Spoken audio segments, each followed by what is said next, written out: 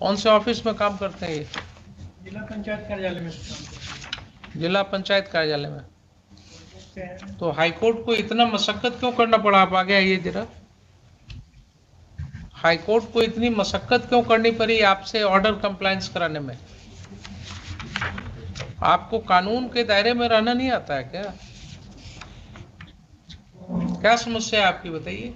क्यों आपने इतना इस मैटर में इतना डिले क्यों किया? कोर्ट को आप क्यों उल्टा पुल्टा समझाते रहे, कुछ कभी कुछ कभी कुछ और?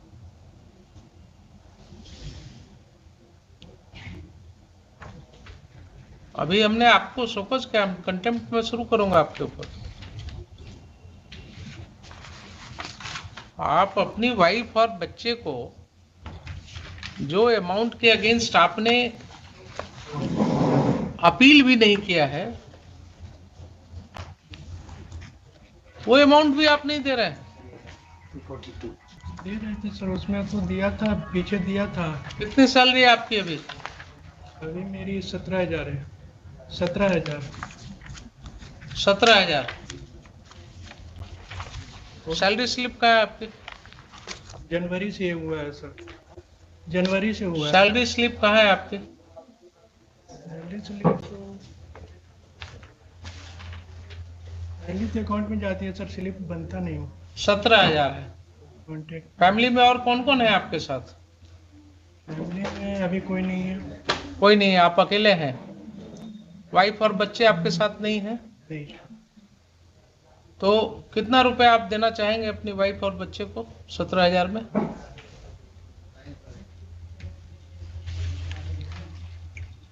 उन्होंने इन्हांसमेंट के लिए प्रेयर किया है कि ये जो रुपया दिया गया है वो कम दिया गया है उनको। तो आप कितना रुपया उनको देना चाहेंगे? सर बीच में आपकी पत्नी और बच्चे हैं आप, और आप इस तरह से उनको नहीं ट्रीट कर सकते हैं।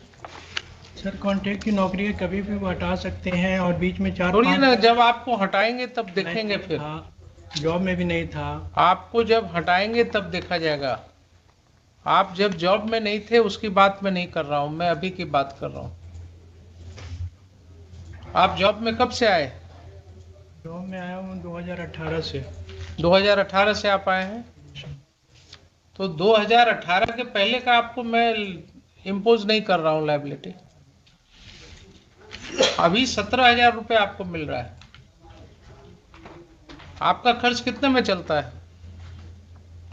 6-7 हज़ार रुपया लगभग। 6-7 हजार रुपया। और परिवार बड़ा है तो सब देखना पड़ता है, तो अभी तो आपसे हमने पूछा कि और कौन है आपके साथ, आपने कहा और कोई नहीं है। फैमिली वगैरह और देखना पड़ता है ना सर। नहीं, वेगली मत बोलिए, मैं इंक्वायरी करा दूंगा। आप कोई एक शब्द में मुझे मत समझाइए। आपके ऊपर और किसी की जिम्मेवारी है? नहीं, अभी नहीं है ना? तो आप साफ सुथरा बताइए, कोर्ट है। तो आपका खर्च कितने में चलता है? लगभग वही 5-6 हजार मान लिया। तो आपका खर्च अगर 5,000 रुपये में चलता है तो आपकी पत्नी को भी तो 5,000 रुपये चाहिए ना? 17 साल की बेटी भी हो गई। एक मिनट रुकिए तो जरा सा। आपकी पत्नी को भी 5,000 रुपये चाहिए ना? नहीं चाहिए? आप 5,000 रुपया खाएंगे और आपकी पत्नी कैसे काम चलाएंगे अपना?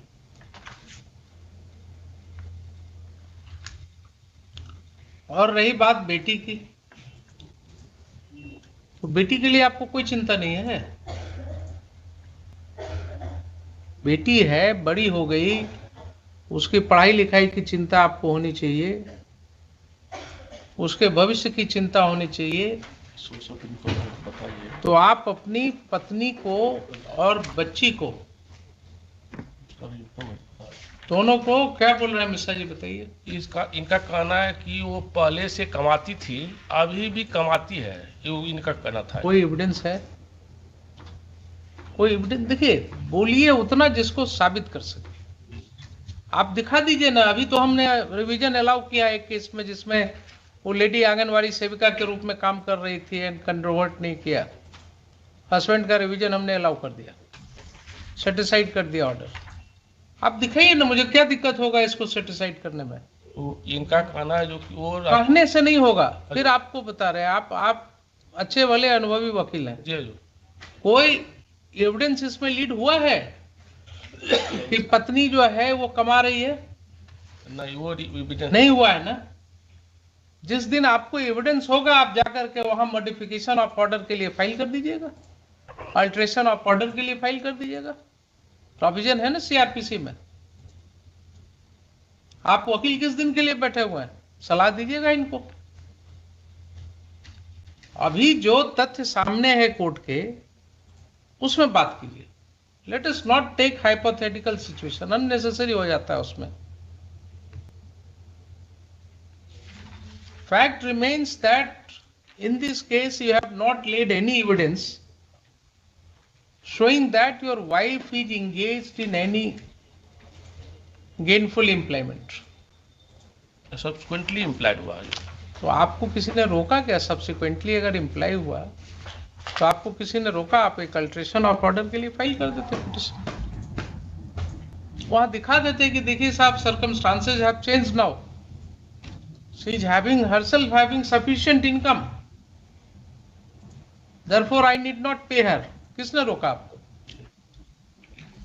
तो ये तो 3 साल से अभी हाईकोर्ट को मशक्कत करनी पड़ रही है इनसे रुपया दिलाने में, जो जिसके अगेंस्ट इन्होंने अपील भी नहीं फाइल किया 3 साल से, वो रुपया भी नहीं दे रहे थे। सर्विस का ब्रेक कर गया था, ये बता रहा था।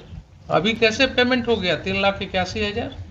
तो हजूर का डंडा चला था, हजूर कोर्ट का डंडा चला था। कोर्ट का डंडा नहीं होता है, कोर्ट का डंडा कोर्ट कभी नहीं चलाती है।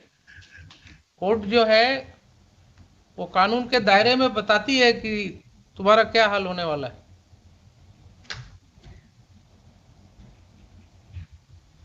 अब छोटी सी बात रह गई है, इसको समाप्त करें हम लोग। अभी 17,000 इनकी सैलरी है, 2,500 रुपया इनकी वाइफ को है, 1,000 रुपया बेटी को है, ठीक है। आप इनको 5,000 रुपया दे दीजिए वाइफ को, और चलिए 2,000 रुपया दे दीजिए डॉटर को, 7,000 दे दीजिए। अगर वाइफ का कोई गेनफुल एम्प्लॉयमेंट होगा, आप मॉडिफिकेशन के लिए ऑर्डर पास कर दीजिए, ये पिटिशन फाइल कर लीजिएगा अल्ट्रेशन ऑफ ऑर्डर के लिए, दैट रेमेडी इज देयर। अगर 7,000 में 2 आपके फैमिली के मेंबर्स नहीं रह सकते हैं, मतलब रहेंगे, फिर भी आपको 10,000 रुपये आपके हाथ में बचता है। अदर प्रॉपर्टीज आपका जो भी होगा होगा। There can not be anything less than this. तो अभी तो जो कॉन्ट्रैक्ट पर है, मान ली कल के दिन में ये होगा तो फिर अल्टरनेटिव हो आपको मिश्रा जी समझाने, समझ गए, आपको समझाने की जरूरत है। आपको 5,000 तक क्यों कर पाए? समझाने की जरूरत नहीं है ना।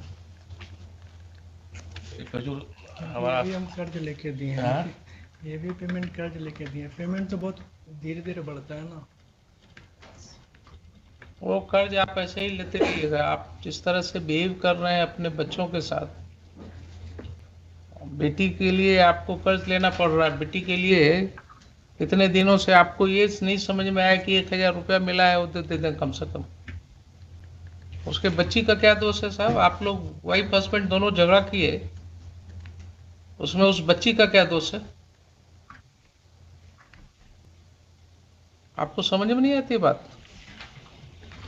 जो बच्ची पैदा हुई उसका क्या दोष है इसमें? आप उसके साथ भी वही व्यवहार कर रहे हैं।